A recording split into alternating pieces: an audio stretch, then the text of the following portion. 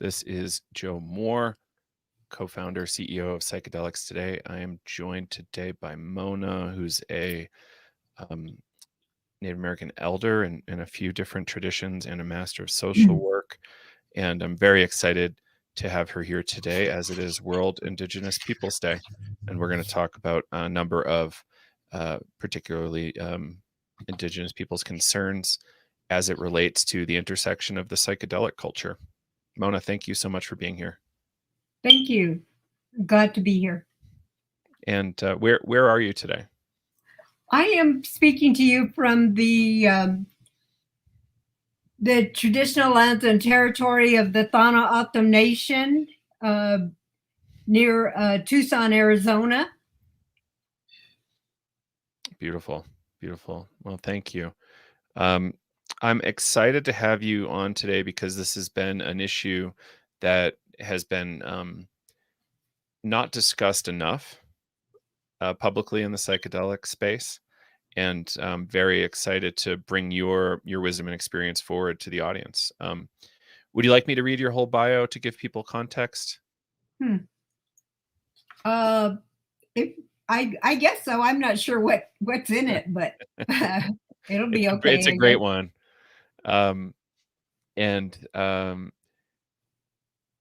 So you've been a featured author, speaker, and educator on Indigenous people's rights, aging, mental health, and addiction. You've had posts of responsibility as treasurer for your tribe and has served on several committees for Indigenous peoples within the United Nations. She is widely known for her leadership in the Native American revitalization movement. Mona has gained international recognition for her work as one of the International Council of 13 Indigenous Grandmothers, a group of spiritual elders, medicine women, and wisdom keepers from around the world, sharing prayers for healing and peace. She is also the co-founder of the Turtle Island Project, a nonprofit program that promotes a vision of wellness by providing transcultural training to individuals, families, and healthcare professionals. In 2021, she joined the Center for Earth Ethics at Union Theological Seminary in New York City as a senior fellow for the Original Caretakers Program. Mona holds a peyote seat as a member of the Indigenous Medicine Conservation Fund Conservation Committee. It's a mouthful, but thank you for all your hard work. Thank you.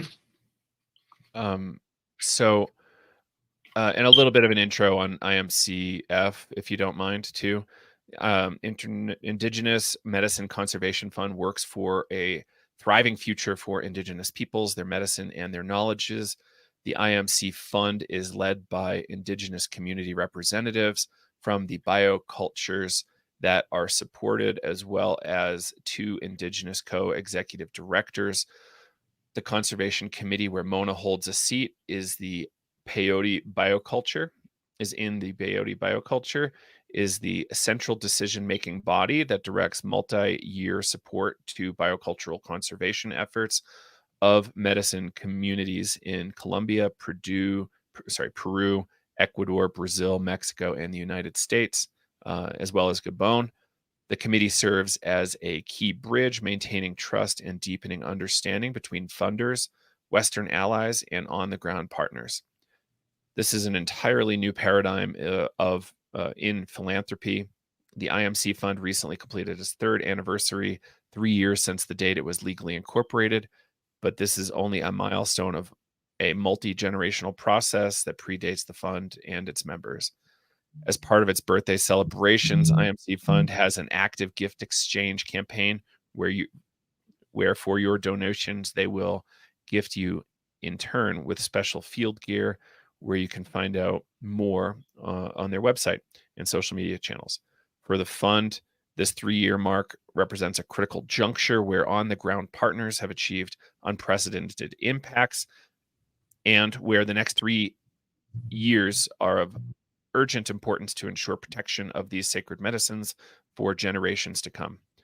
The IMC Fund was born out of prayers with the specific realization that the psychedelic boom was having major impacts on the people and ecosystems who have stewarded what the West calls psychedelic medicines for generations, with the conviction that an intervention now could make a difference for the future. So first question I have for you, Mona, is it possible for the psychedelic boom, which intends and claims to be about healing and liberty and smarter communities, is it possible for it to not be another wave of extractive industry that negatively impacts indigenous peoples? Whoa. I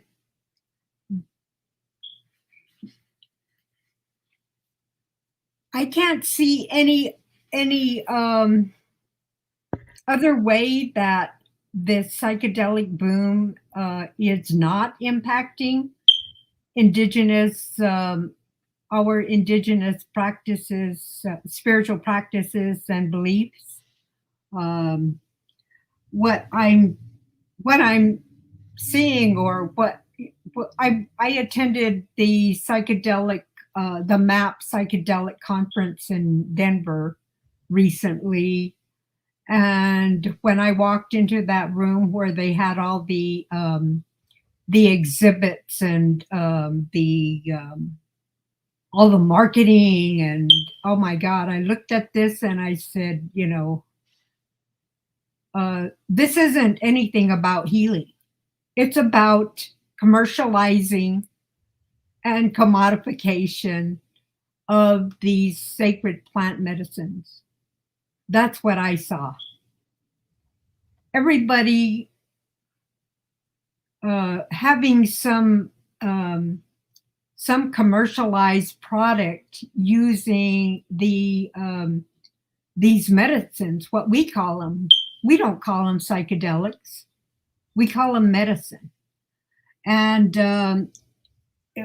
it's sort of like my response is that, if you're going to, because it's already in motion as far as commercialization, I think that it's important to consider having guiding principles of all the business enterprises, uh, regardless of their size, sector, location, ownership, and structure. It should be understood that that there should be guiding principles. There should be ethics that should be in place. If you're going to call it healing,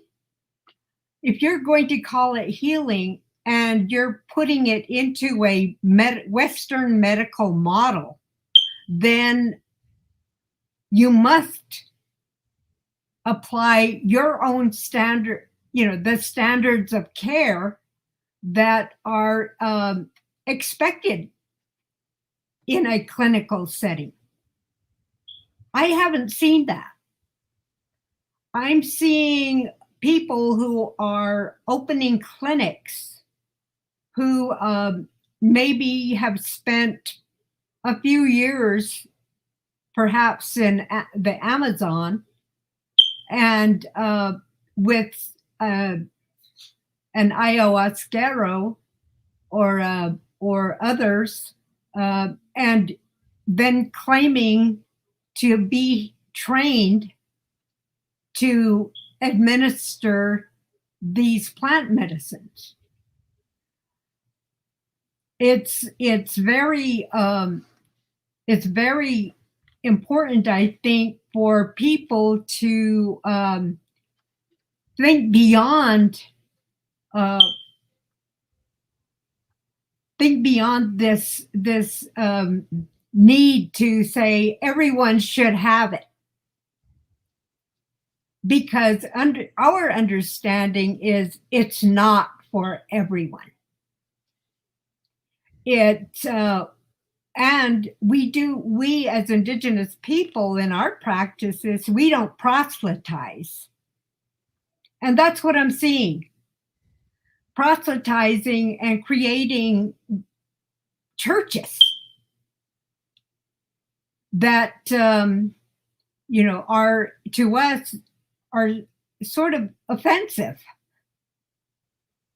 They're offensive in that it's a repetition of what we experienced as when the Europeans arrived here and were forcing us into Christianity. And so now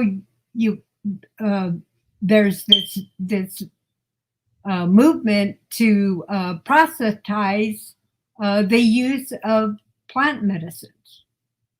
And so, that's, I really believe that there needs to be some guiding principles that people who are, feeling called to create clinics or create churches, that there needs to be some ethical practices, there needs to be some guiding principles that need to be addressed and followed. It's really, to me, it's really, and I'm speaking from my own lived experience, my own background, not necessarily speaking for all of the Native American or Indigenous peoples. These are just some experiences that I've had and my thoughts and understandings in my relationship with the plant medicines. And one of the other things I want to acknowledge is that this is the United Nations International Indigenous Peoples Day. And one of the, I want to share a statement, and that statement is regarding environmental justice, because you can't leave environmental justice out of this this movement, because there are so many impacts that not only are related to us as Indigenous people, but also the plant life itself and the environment where it grows. All of those things, put it into the scope of environmental justice. And so I just want to share this statement that Indigenous people have ancestral and inherent ties to their traditional lands, knowledge and practices that have been passed down through millennia. These ties are spiritual in nature and inform modern identities and cultures. Despite displacement and disenfranchisement of their traditional lands over the last few hundred years, those spiritual covenants, cosmovisions, and responsibilities to the lands of our territories will never expire. Emotional, mental, spiritual, and cultural binds continue, notwithstanding the fact that farms have now been established, or cities have grown upon these lands. Indigenous peoples continue to be the voice of ancient Mother Earth. There is not a corner of our lands for which the hearts of Indigenous people do not continue to beat. Indigenous populations have been advancing protection of the environment since early days of contact with outside communities and persons, and as a result have acquired intergenerational knowledge on how to do this. So this speaks to this, it's the psychedelic renaissance isn't separate from any of the other colonization movements. So these things, I believe, really need to be taken into consideration. People say that they mean well. Part of the protections that our Indigenous people have worked tirelessly for and have given, their lives for these protections that we as Indigenous people here in North America have in regard to our medicines, are not only our medicines, but also the sacred sites. And our medicine isn't only peyote, but it's many others that have not been identified by the Western communities, society. So when we speak about protecting these medicines, according to the original people of North America and South America, we are not just speaking just about these the biocultures that have been rising to the surface in the psychedelic movement. I hope that answered your question.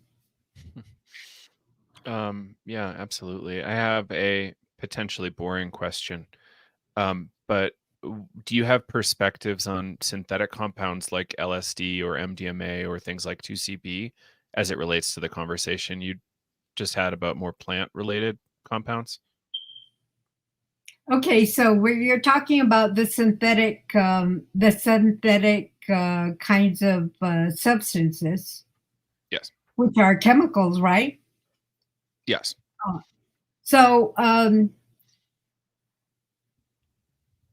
I know with the International Council of 13 Indigenous Grandmothers, we had a grandmother who worked with the medicine Iboga in Africa, Gabon. And she brought to us the concern about how the Iboga was being threatened by over extraction since the Western discovery of Iboga as as I guess what they're calling psychedelics, and calling it and wanting to use it as a treatment. So I understand that there is a synthetic Iboga called Ibogaine, and then there's also, this, I guess you mentioned the DMT and MDA, these synthetic substances. And then these are substances that, as far as I'm concerned anyway, I always just think about the fact that if you look at any label on any of these synthetic substances, or what they call medications that are prescribed, there on the label it says, warning, this product may cause adverse reactions, may cause side effects, may cause severe illness or even death. So let that be a warning about those substances that are being created. Do you know what are the adverse side effects of these substances. On the other hand, when it comes to our plant medicine, there are certain things that are done in the harvesting, the preparation,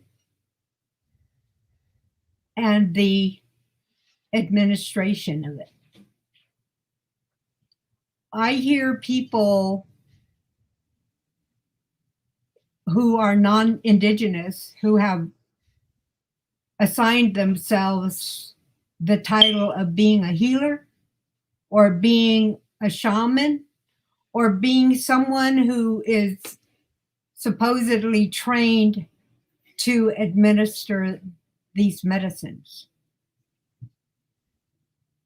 However, if you look at your own Western medical structure, there are certain requirements for anyone to administer any kind of medication. And I don't see that any of that kind of criteria applied to these people who are claiming to be the ones who are capable of prescribing or administering these psychedelics, Mm-hmm. the plants or the synthetics. Mm-hmm. And just about anybody can give it out. I mean, it's not being prescribed, it's just being given out like as if it were street drug. That's what it appears to me anyway. Mm-hmm. I'm an avid consumer of street drugs, but like I think, to the best of my knowledge, in the safety research, I'll only speak to LSD here because it allegedly comes via the Greek pathway, but it is up there as the top 3 safest illegal drugs that people consume. Far safer than alcohol and far safer than cannabis even. And MDMA, I'll go there as well. To the best of our knowledge, it's safer than riding a horse. And that got the researchers in a lot of trouble for publishing that in the UK. And we don't have to dig there. I just wanted to mention that. Would you ride a horse? Would you ride a horse if you were under the influence of it? I don't know that I like riding horses anymore, but I would potentially be interested. I would have to ride a horse maybe 20 times more before I even considered that. I like horses, but they intimidate me with their sheer power. But yeah, I just wanted to throw that out there because these are compounds that aren't necessarily related to plants with ancestral medical use. And that's all I wanted to say there. But I totally hear your points. Can I ask you the next question? Sure. Great. Next up, why is it crucial at this time on Mother Earth to ensure indigenous biocultural conservation of sacred medicines? Why is it important? What? Say that again. Yeah. And sorry for the phrasing. Why do you think right now it's super important that we work to conserve these medicines? Whoa. I wish I wrote this question. I did not. Apologies. Well, I don't know if, I mean, being an indigenous person, like I said, we have these values and principles that have been passed down to us. There are certain teachings that have been taught to us. One is take only what you need and leave some for others.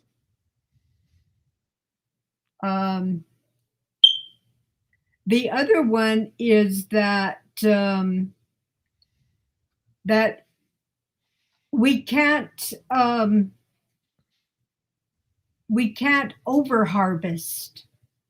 You know, there are certain practices that we notice when by certain signs whether we're going to have a good crop for our gardens, for most of our people have the corn, beans, and squash and tobacco that they grow, and we pay attention to certain signs. I mean, like my mother would say something like, "See the dog? He's laying out there in the sun. That means tomorrow it's going to be cold." We look at things like if there are certain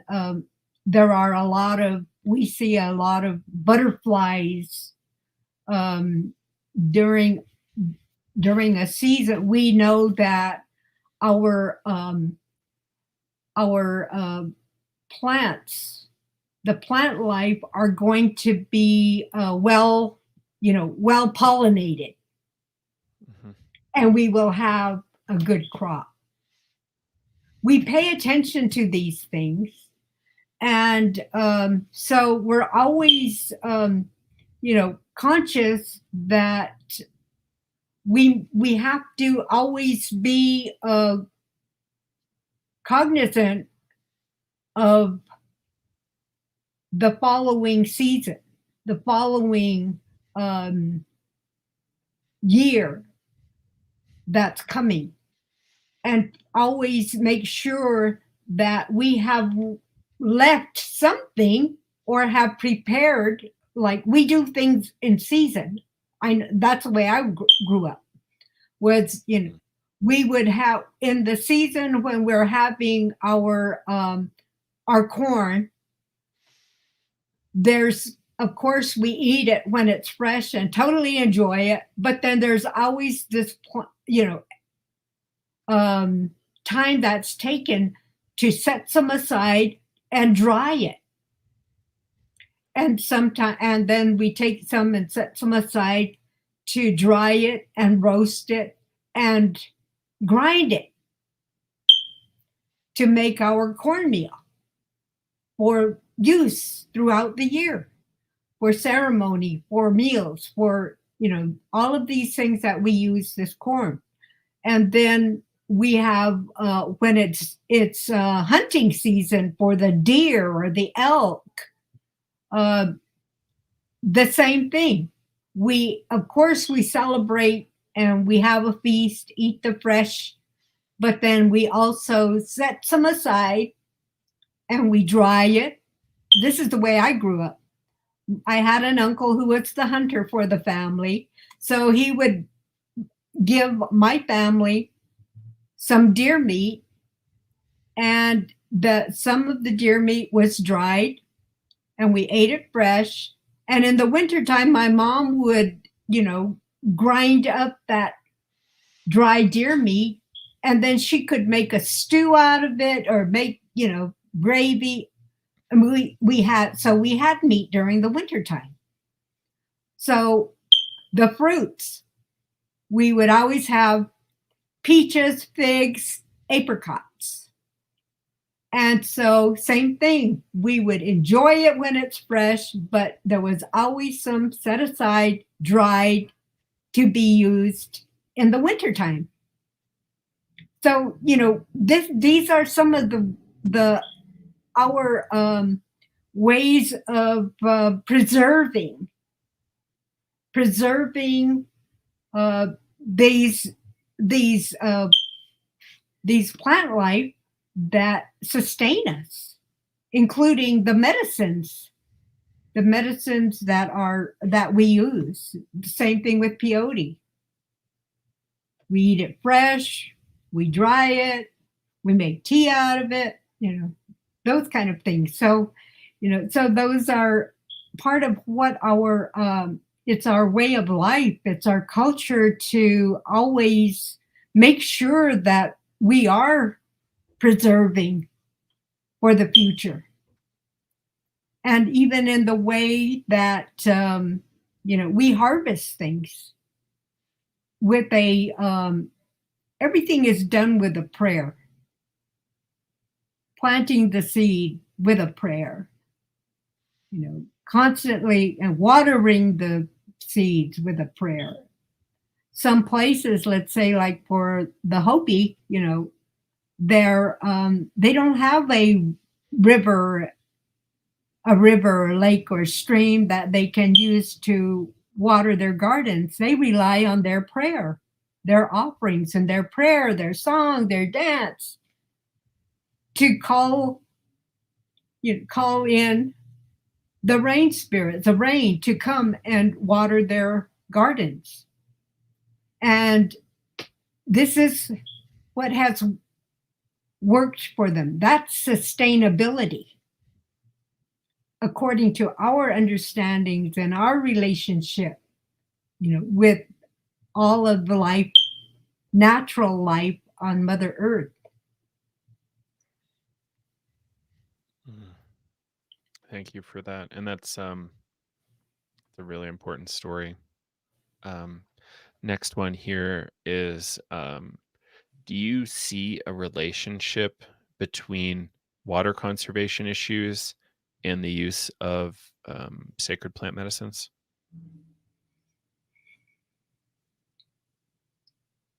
Oh yeah. One thing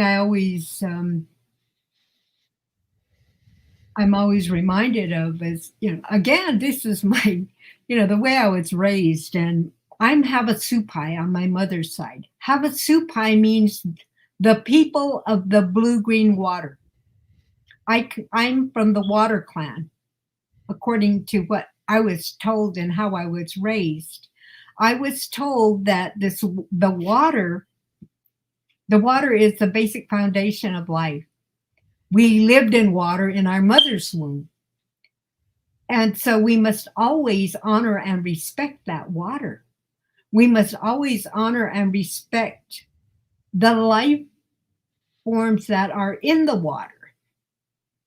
And we must also always honor and respect that every drop of water is a blessing. I was told that when I come upon water, even if it's a little puddle of water that is left by the rain, that I am to acknowledge it, give thanks to it, touch it with my fingertips, and give thanks. And I was told by my Hopi elders, when you do that, you come upon water like that, or you pray with the water, sprinkle some in our direction. That's what I was told. Sprinkle some in the direction of Hopi land. That way they'll through that, they're going to receive the blessing of the rain. So I practice that. My mother, she told me, water gives life and water takes life. We must always honor it and respect it. So the places, the homelands of our sacred medicines, they have a relationship with the water they receive. They have a relation, while the rain, the climate, the rains come and water them, they're growing what we call wild. They're growing out there, and no one is tending to them and giving them water. They rely on the cycles of the rainwater. And that rainwater, it comes and it replenishes, the soil and gives them life. And So, and that's the same thing with all the animal life, all of the birds, all of life. That they have this relationship with the waters that come to the place where they are rooted, their home. So that's a very important relationship that I believe is really important for all of us to understand and to know and to embrace, that there is this cycle. They're all part of a cycle of life and that connection to the water. It's unfortunate, though, that there's so much extractive industry where there's mining and contamination of lands, and when there's mining and there's runoff that comes from these the tailing ponds, or even from the mining, that get washed into areas where our medicines grow. We should be concerned about that. So those are some of the issues, about our medicine, and the threats that are related to water contamination.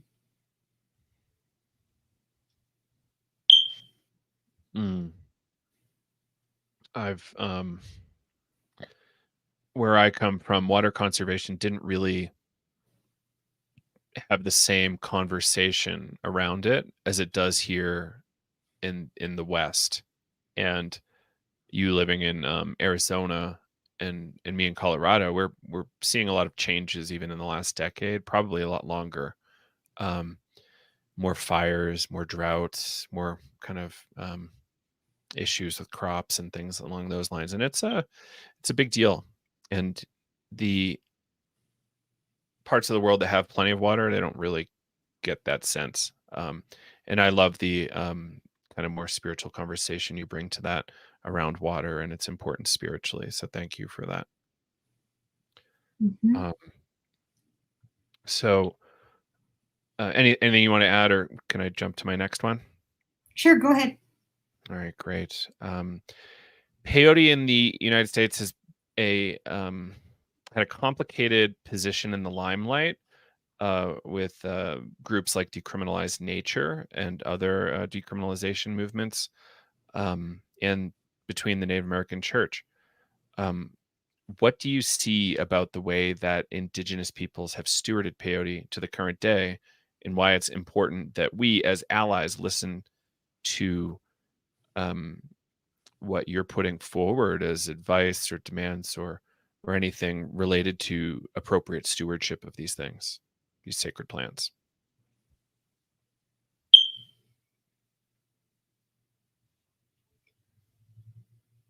Well, there are certain things that I think that people need to be aware of,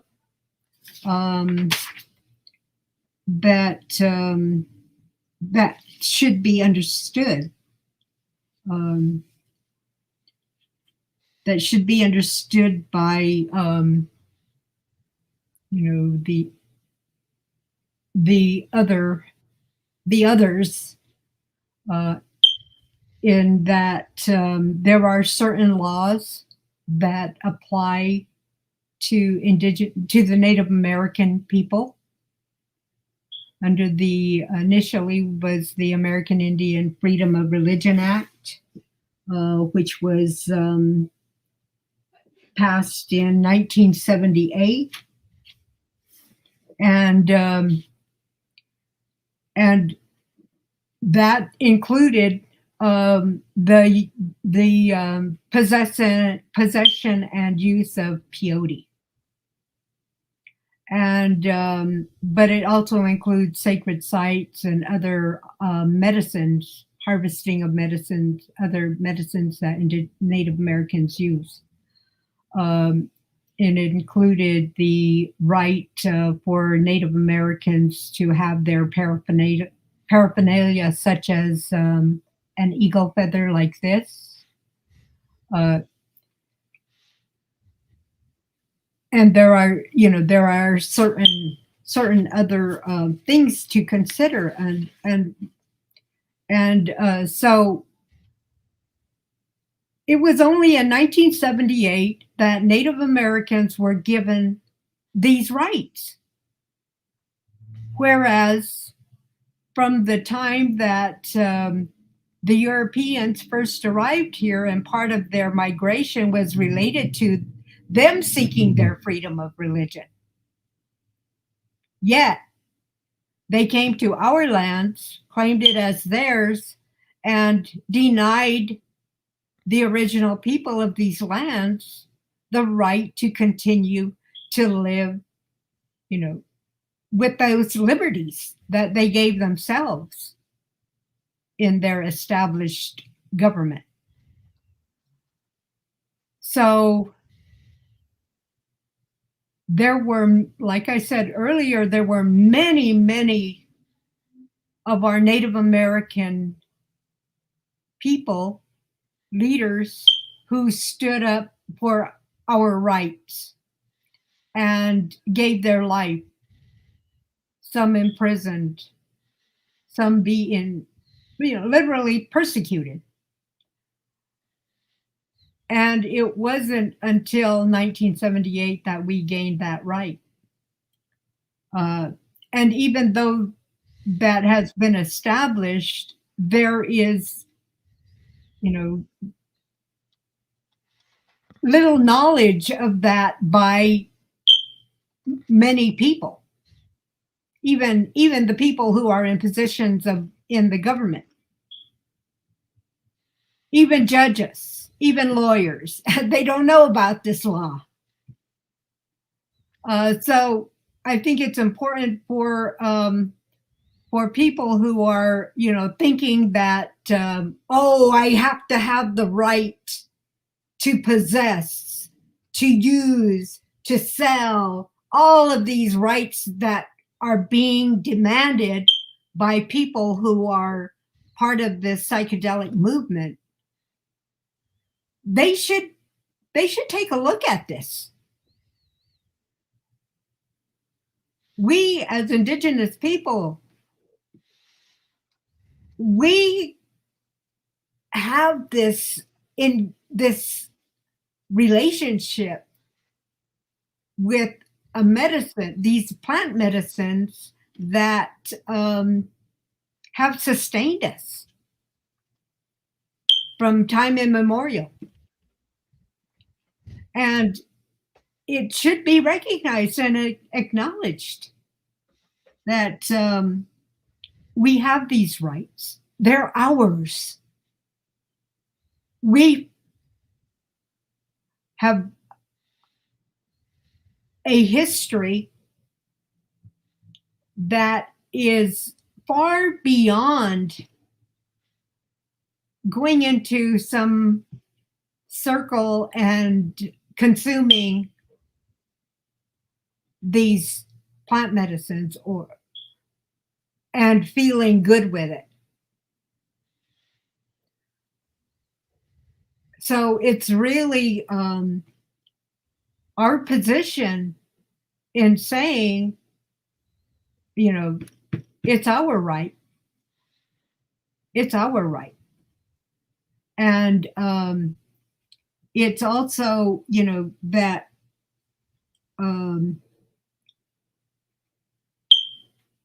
we have these, long lines of tradition that are related to these medicines.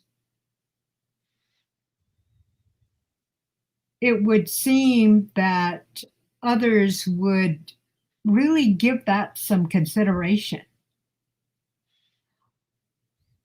The efforts today are not even giving free, prior, and informed consent to the Indigenous people. And that, and by Indigenous people, I'm including all of these Indigenous people who historically have used these plant medicines. Mhm. There's no consultation with them. These people who are promoting decriminalization are not giving any kind of consideration or not consulting with the original people. This is a very important step that is lacking among all of these efforts that I've seen so far in regard to this decriminalization movement.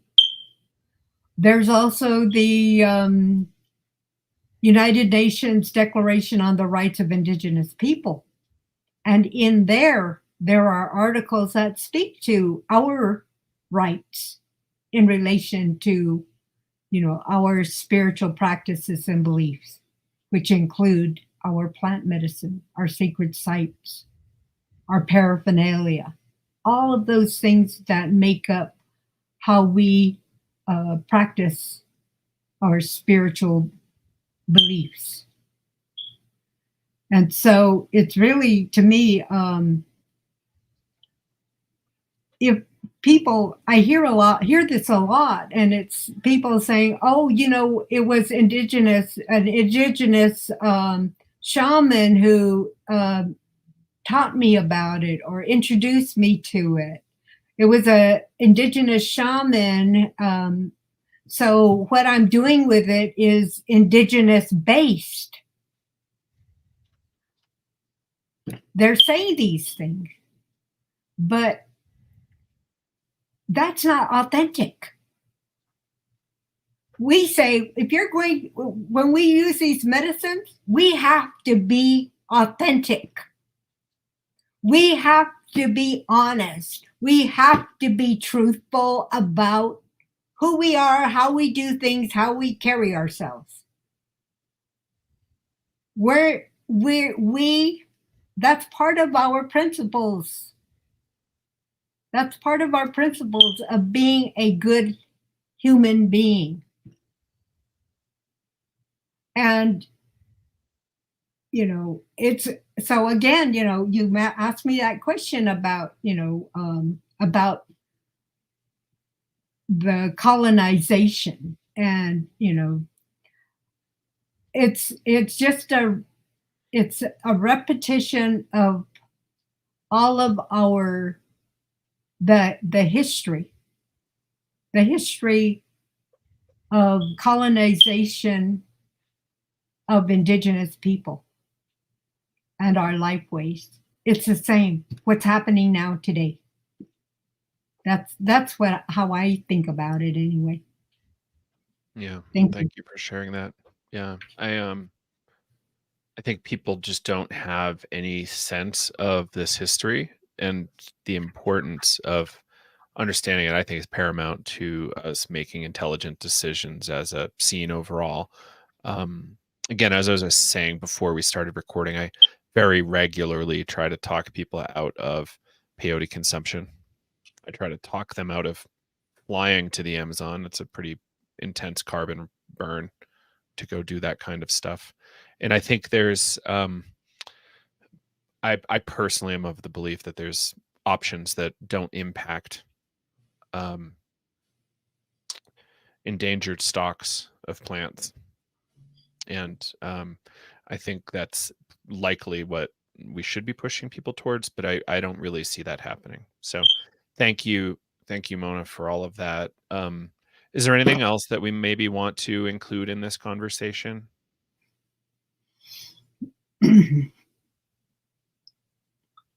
Well, I think that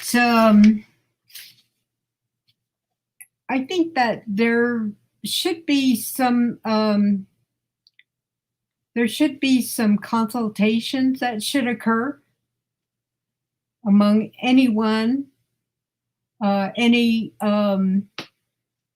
anyone who's involved in drafting rules, regulations, legislation that has anything to do with Indigenous people.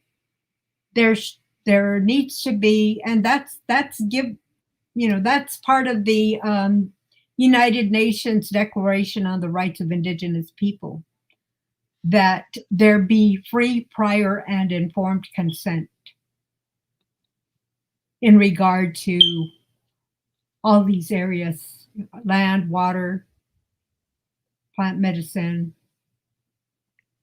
all of these issues that are being faced by Indigenous people. And it's been over 500 years since first contact here in North America. And you would think that by now there would be better relationships among us. Mm-hmm. That's basically all I have to say right now. Thank you. Yeah, Mona, thank you so much for joining us on United Nations World Indigenous Peoples Day to share some of your concerns. And I really hope that we can start including more Indigenous voices in the movement going forward, because this is moving fast and we do need to make sure we're not going to make decisions we all regret. So let's please take Mona's guidance here. And Mona, is there anything, do you want to leave people with a website or anything like that? Indigenous Medicine Conservation Fund or anything else along those lines? Excuse me. I'm sorry. I don't have, it's IMC Fund is the website. Great. Yeah, IMC Fund. Yep. Great. And people should learn about that. And I'm sure we're going to keep providing space for people in your organization. So thank you so much, Mona. And I hope we can do something like this again in the future. Thank you so much. I appreciate this time. Blessings. Absolutely.